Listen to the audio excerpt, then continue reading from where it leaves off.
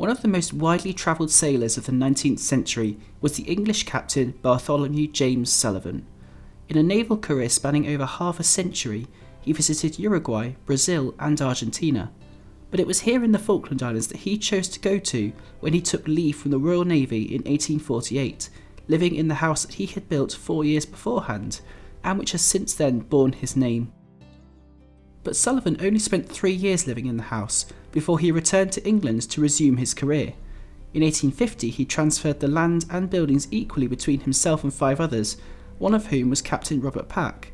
It was he who eventually took control of the property and who beached the Jellum in front of the house to form his jetty. On Pack's death in 1893, Sulivan House passed to his nephew Veer Pack, who built the stone wall. But Pack the Younger ultimately decided to sell some of the house's interior furnishings, with the Falkland Islands Company purchasing the furniture for the sum of £500 in 1921.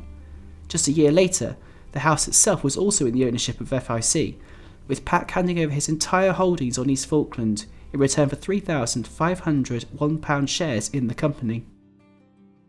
But that ownership period would last just 1 year. In 1923, the Falkland Islands government bought the house and grounds, adding the jetty and hulk to them a year later. It was at that stage that it began to be used as the official residence of the Colonial Secretary. The original house, though, did not see the end of the decade.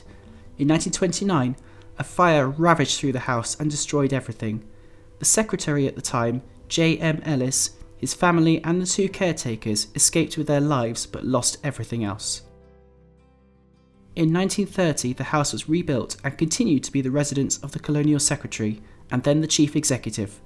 This has continued right up until recent times.